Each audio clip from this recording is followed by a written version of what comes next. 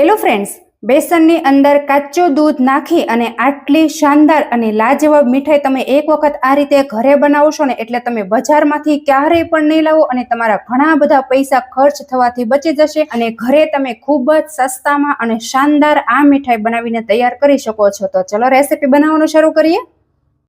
તો ચાલો બેસનની એકદમ શાનદાર અને યુનિક મીઠાઈ બનાવવા માટે આપણે એક બાઉલ લેશું. એની અંદર આ રીતના આપણે એક જાળી રાખી દેવાની છે અને 1 વાટકી જેટલો આપણે બેસન આ રીતે ચાળી લેશું, જેથી કરીને એની અંદર કોઈ પણ લમ્સ કે ગાંઠા હોય એ બધા ભાંગી જાય. તો જ્યારે પણ તમે આ રીતે લોટની ગમે તે મીઠાઈ કે ગમે તે રેસીપી બનાવો ને તો ચાળવો ખૂબ જરૂરી છે, જેથી કરીને એની અંદર કંઈ પણ નાનું મોટું કચરું કે કંઈ હોય એ નીકળી જાય. અને જો આ રીતે ચાળશો એટલે પણ લમ્સ કે ગાંઠો પણ નહીં રહે. તો તહેવારો આવે ને એટલે બધાના ઘરમાં અનેક અવનવી વેરાયટી બનતી હોય છે, પણ તમે બેસનની એક વખત આ રેસીપી બનાવી અને ચોક્કસથી ટ્રાય કરી જોજો. ના તો આપણે આમાં ચાસણી લેવાની છે, ના મિલ્ક પાવડર, ના માવો, ફટાફટ ઇન્સ્ટન્ટ અને ખૂબ જ સરળ રીતે આ મીઠાઈ બનીને તૈયાર થઈ જાય છે. તો આ રીતે ગોળીઓ છે એને પણ આ રીતે આપણે મસળી અને ભાંગી લેશું. તો મેઝરમેન્ટથી જોઈએ તો અત્યારે મેં 150 ગ્રામ અને માપથી માપીએ તો આ વાટકી ભરીને અત્યારે મેં બેસન લીધેલો છે. તો આ રીતે આપણે બેસન એકદમ સરસ મજાનો ચાળી લઈએ ને ત્યાર પછી લેવાનું છે કાચું દૂધ. તો અહીંયા એવું કોઈ જરૂરી નથી કે તમારું દૂધ ગરમ હોવું જોઈએ. તો આ રીતે તમે કાચું દૂધ પણ યુઝ કરી શકો છો. તો અત્યારે મેં કઈ રીતનું દૂધ લીધેલું છે કે આ લોટને આપણે જેવી રીતે રોટલીને મોણ દઈએ ને બસ બિલકુલ એ રીતે જ આપણે દૂધ ઉમેરવાનું છે, મતલબ કે આપણે ધાબો દેવાનો છે.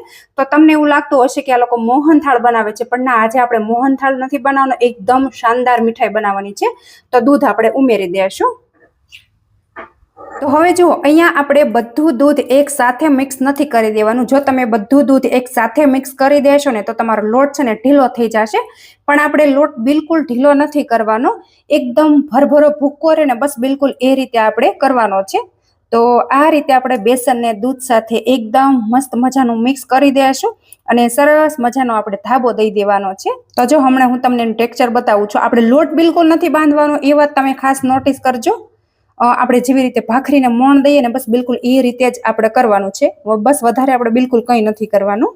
જો આ રીતનું થઈ ગયું છે તો બસ આ રીતની ગોળીઓ વળે ને પછી આપણે આ રીતે આપણે એને મિક્સ કરી દેવાનું છે. જો એનું ટેક્સચર કઈ રીતનું આવે છે એ હું તમને બતાવી દઉં. તો તમે જે ધાબો દો ને એ તમારે એકદમ પરફેક્ટ દેવાનો છે, તો જ તમારી મીઠાઈ એકદમ શાનદાર, લાજવાબ અને ખાવામાં મસ્ત થશે. તો મિત્રો, આ રીતની ચાસણી વગરની બેસનની મીઠાઈ તમે ક્યારેય ન ટ્રાય કરી હોય ને તો એક વખત તમે ચોક્કસથી ટ્રાય કરી જોજો. મોહનથાળ પણ ભૂલી જશો, એટલી બધી ટેસ્ટ એવી બનીને તૈયાર થાય છે. અને જો તમને રેસીપી સારી લાગી ને તો કોમેન્ટમાં તમારો ફીડબેક આપી દેજો અને સાથે તમે મારો વિડીયો ક્યાંથી અને કયા શહેરમાંથી જોવો છો ને એ પણ કોમેન્ટમાં લખવાનું બિલકુલ નહીં ભૂલતા.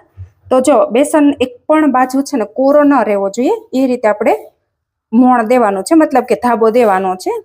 બધી બાજુ બેસનને દૂધ અડી જવું જોઈએ. જો તો આ રીતે આપણે દૂધ એડ કર્યા પછી તમે જોઈ શકો છો કે ધાબો દીધા પછી કઈ રીતનું ટેક્સચર આવ્યું છે. અને હા, આ રીતે ધાબો દીધા પછી ડાયરેક્ટ આની આપણે મીઠાઈ નથી બનાવવાની.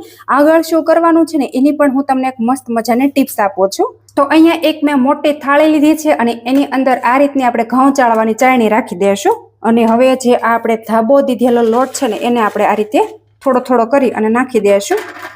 અને જો આ રીતે આપણે ઘસી લેવાનો છે એટલે એકદમ સરસ મજાનું છૂટું છૂટું થઈ જશે. હમણાં હું તમને બતાવી દઉં. જો આ રીતે ચૂરમા જેવું થઈ ગયું છે. જો એકદમ દાણેદાર અને ચૂરમા જેવું લાગતું હશે અત્યારે તમને.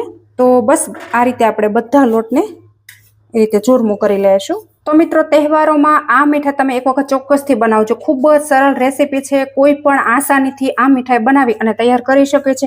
અને ખાવામાં તો તમને એકદમ મોહનથાળ કરતાં પણ સારી એવી લાગશે અને ઇન્સ્ટન્ટ બની પણ જાય છે. કોઈ ચાસણી ન હોય, માવો કે મિલ્ક પાવડર વગર ફટાફટ તમે આ બેસનની મીઠાઈ બનાવી અને તૈયાર કરી શકો છો. તો આ રીતે આપણે ચાળતા જઈશું અને સરસ રીતે બેસનને આપણે ઘસી લેશું. તો જો અત્યારે તમને આ ભાખરીનું ચૂરમું હોય ને એવું દેખાતું હશે. તો જો હવે અહીંયા તમે જોઈ શકો છો કે જે આપણો દૂધવાળો બેસન હતો એ એકદમ મસ્ત મજાનો ચૂરમા જેવો થઈ ગયો છે.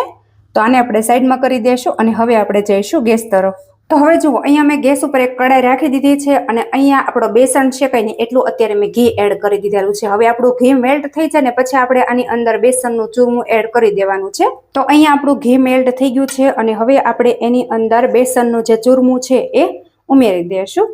તો અહીંયા તમને ઘી જો ઓછું લાગે તો તમે પછી પણ એડ કરી શકો છો, કોઈ જ પ્રોબ્લેમ નહીં આવે.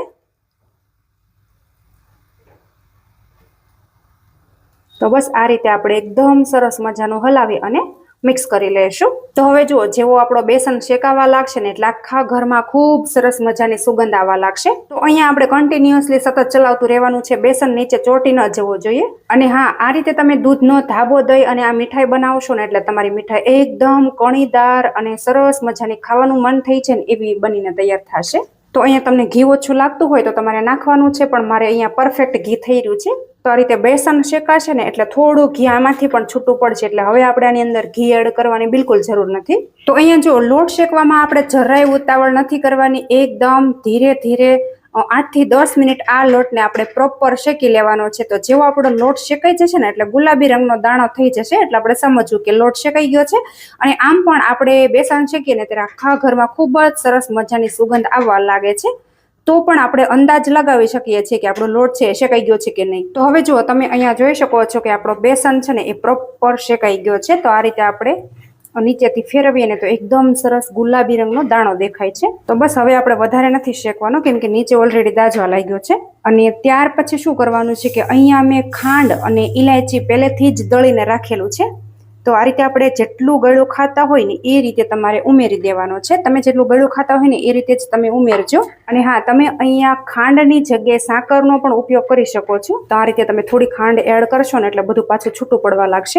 તો હજી મને થોડું મોડું લાગતું હતું એટલા માટે મેં બધી ખાંડ અહીંયા એડ કરી દીધી છે. અને હવે આપણે આને હલાવી અને પ્રોપર મિક્સ કરી લઈશું. અને સાથે જ અહીંયા આપણે થોડા ડ્રાયફ્રૂટ્સ પણ નાખી દેવાના છે. તો તમે અહીંયા થોડી વાર મિક્સ કરશો ને એટલે ખાંડ બધી ઓગળી જશે. અને આ મિશ્રણ છે ને પ્રોપર સરસ મજાનું અહીંયા બટકા પડે ને એવું થઈ જવાનું છે. તો હવે જુઓ, સરસ મજાનું પ્રોપર મિક્સ થઈ ગયું છે. હવે આને આપણે નીચે ઉતારી લેશું અને ફટાફટ આપણે આના બટકા પાડી લેશું.